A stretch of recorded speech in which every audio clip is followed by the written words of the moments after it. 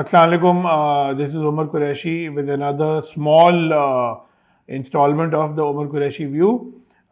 In light of जो development हुई है रिसेंट के इमरान रियाज खान जो उनकी अभी 2 दिन पहले ट्वीट आई थी कि और तस्वीर आई थी उनकी कि वो लग रहा था कि वो कहीं पाकिस्तान से स्केप होके चले गए। फिर उनके वीलॉग्स भी आए, उनके वीडियोस भी आए कि वो लंदन में पहुंच गए हैं, यूके में।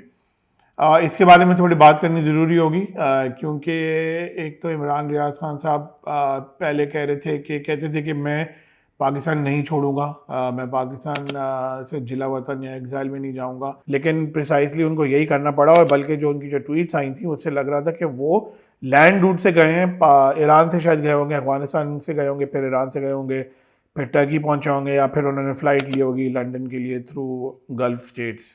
अभी डिटेल्स नहीं पता। जब पीटीआई गवर्नमेंट पावर में थी, इमरान खान साहब जब प्राइम मिनिस्टर थे, तो बेसिकली वो गवर्नमेंट ऑफ द डे के उस गवर्नमेंट के एक तरह के अनऑफिशियल स्पोक्समैन थे, खासतौर पे सोशल मीडिया पे सारी खबरें वो देते थे। सारे वो जो खासतौर पे पीटीआई के और इमरान खान के जो भी मुखालिफिन थी, पॉलिटिकल पार्टीज, इंडिविजुअल, जर्नलिस्ट, उनसे वो डील करते थे through his vlogs, through his YouTube channel, जो बहुत पॉपुलर भी हुआ था क्योंकि वो पीटीआई सपोर्टर्स में और इमरान खान के सपोर्टर्स में अभी भी बहुत पॉपुलर हैं। और जब जर्नलिस्ट पे अगर कोई हरासमेंट होती थी, जो इमरान खान की गवर्नमेंट में हुई थी काफ़ी, असद तूर के पीछे लोग पड़ गए थे, उनकी पिटाई हुई थी, मुतल्ला जान को अगवा करने की कोशिश की गई थी कुछ घंटे के लिए और फिर उनको रिलीज़ कर दिया गया था। और भी बहुत सारे जर्नलिस्ट की हरासमेंट हुई थी। मिसिंग पर्सनस पे भी वही चल रहा था जो आजकल चल रहा है कि कोई परवाह नहीं करता था, and people would be picked up and they would go missing.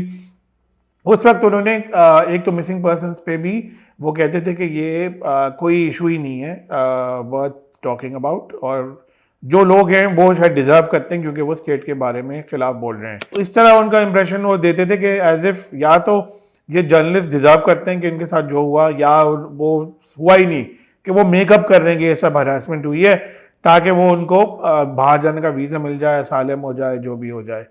तो लेकिन जब इमरान खान साहब की फिर गवर्नमेंट चली गई, वोट ऑफ नो कॉन्फिडेंस उनसे वो लूज कर गई, इमरान खान साहब जब जेल चले गए खासतौर पे, फिर Imran Riaz was also detained, काफ़ी महीने तक वो डिटेन थे। और उस डिटेंशन के दौरान वो कुछ पता भी नहीं था कि कहाँ हैं। और when he was eventually release after several months, तो वो लग रहा था कि उनको बोलने में भी दिक्कत हो रही थी, बोला नहीं जा रहा था उनसे, और लग रहा था कि उनको काफ़ी ऑर्डियल के थ्रू गुजरे हैं। अब उन्होंने जैसे कहा लंदन पहुंच के उनको काफ़ी टॉर्चर किया गया था वगैरह, और कहा गया था कि आप अपनी सपोर्ट इमरान खान से वापस लें, और बेसिकली ही रिफ्यूज, इसलिए उनके साथ ये कुछ हुआ। ये बिल्कुल नहीं होना चाहिए था, ये किसी भी जर्नलिस्ट, सहाफ़ी, यूट्यूबर किसी के खिलाफ नहीं होना चाहिए। क्रिटिसिज्म लेना चाहिए अथॉरिटीज़ को, स्टेट को, without having to torture the person और किल द पर्सन। उनका छोड़ने का एक ये भी रीज़न है क्योंकि अभी जो नया पी का लॉ आया है उसमें फेक न्यूज़ और सोशल मीडिया को वो अंडर उसमें गिरफ्त में आ गया है, लॉ की गिरफ्त में, और उसमें आपको 3 साल कैद भी हो सकती है, और आपको वो जस्टिफाई कर सकते हैं आपको लेना। और ये भी रीज़न है क्योंकि इट मेक सेंस बिकॉज कि वो करना चाहेंगे, इट मेक सेंस कि गवर्नमेंट ये करना चाहेगी अगेंस्ट ऑल दिस यूट्यूबर्स, क्योंकि बहुत बार आपने देखा है कि आपके जो सोशल मीडिया पे जो चीज़ें आती हैं वो सच भी होती हैं, लेकिन सच में थोड़ा सा झूठ भी मिल गया होता है, लेकिन वो इस तरह किया जाता है ताकि वो गवर्नमेंट को या किसी इंडिविजुअल को डिस्क्रेडिट किया जाए या केओस या एनआरकी फैलाई जाए। तो इसलिए भी I think government was forced to enact these new laws। और the reason I am saying this is more क्योंकि जब इमरान रियाज खान, जब पीटीआई की गवर्नमेंट थी, तो उनका हेडे था, उनको हर जो भी वो कहते थे वो लाखों की तादाद में लोग देखते थे, अभी भी देखते हैं, और उसमें व्यूअरशिप आप बल्कि कह सकते हैं कि विद सम श्योरिटी के न्यूज़ चैनल के प्रोग्राम से ज़्यादा उनके वीलॉग्स की व्यूअरशिप थी और अभी भी है।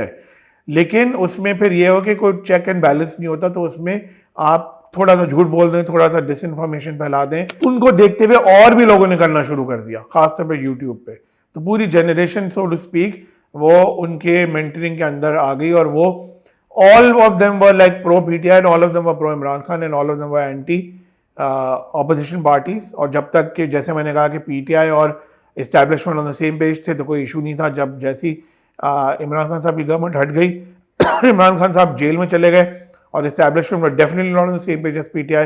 So all these people turned against the state and the government and the establishment. तो अभी देखते हैं कि क्या होता है. अभी मुश्किल होगा कहना कि वो कब वापस आएंगे, लेकिन वो अपने वीलॉग्स कर रहे हैं.